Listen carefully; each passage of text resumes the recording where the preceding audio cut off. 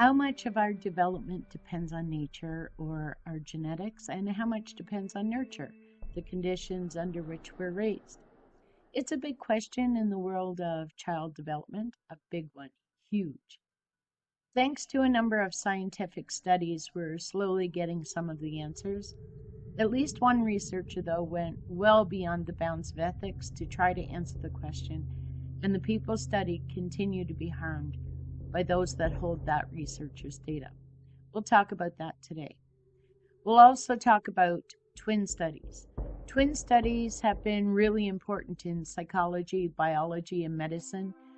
Twin studies have helped identify the genetic basis for some diseases, like certain heart disease and cancer, for example, and they've also helped us to make progress in behavioral genetics, giving insight into mental illnesses like schizophrenia.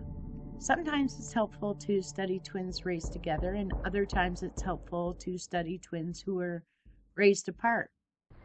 But what do we think about a study that deliberately separates twins and sends the children out for adoption, never seeking a family that could adopt them together?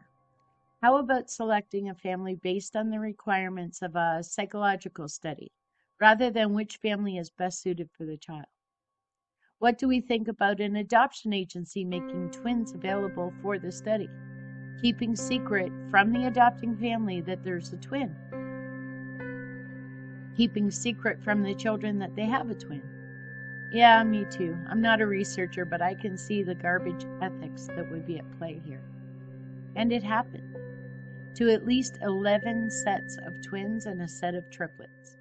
Meet Eddie Galen, David Kelman, and Bobby Shafran. They were the triplets who were separated in a study by Peter Neubauer and adopted into 3 different families, none of whom had any idea that the others existed. At 19 years old, Bobby thought he found a twin, Eddie, but shortly after finding one another, they were united with their triplet, David. Their story is chronicled in Three Identical Strangers. Another documentary, The Twinning Reaction, tells the stories of some of the twins from the study. Peter Neubauer was a child psychiatrist. He was also the director of the Child Development Center of the Jewish Board of Guardians in New York. All of the twins and triplets for his research were adoptions managed by Louise Wise Services. The families were told nothing of the research. They were subjected to home visits and testing for years and told that this was just routine monitoring after adoption. They were never told of the other children. The children were placed with families that had different socioeconomic statuses by design. In several of the cases, the birth mother had diagnoses of mental illness. The secrecy was unethical, to say the least. The separation of the children was unethical. The lack of informed consent, unethical. Ethical concerns were raised at the time the study was being conducted, but it continued anyway. What is unethical still is that the children and their families still do not have full access to the information that was gathered about them, what they were trying to learn, and what they did learn.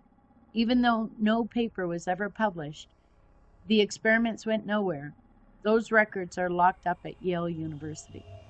There may well be sets of twins and triplets out there today who still have no idea that they were part of this study, although the people who control the paper say everyone's been notified and that they have a sibling out in the world somewhere that they were separated from.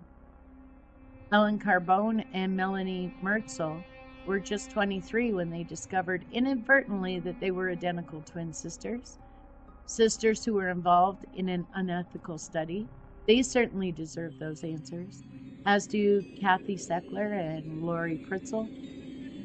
Louise Wise Services closed in 2004 and Neubauer died in 2008, not before defending his unethical practices, emphasizing that it was Viola Bernard's idea. She started the studies, after all. But Yale still has those records. The Jewish Board of Family and Children's Services can grant access to the Yale records without condition. They donated them to Yale on condition that they be sealed until 2065. And it would take ABC's 2020 investigation of the matter to even get them moving on doing the right thing. Prior to that, the subjects of the study were rebuffed with largely redacted pages of raw data. So far, though, their efforts at doing the right thing seem to be apology letters and notifying subjects and putting unreasonable conditions on access to their information, rather than granting full and proper access to the records. Thank you for listening. If you're enjoying these videos and want more, don't forget to subscribe and turn on your notifications so that you don't miss any videos. Thank you for watching. We really appreciate it.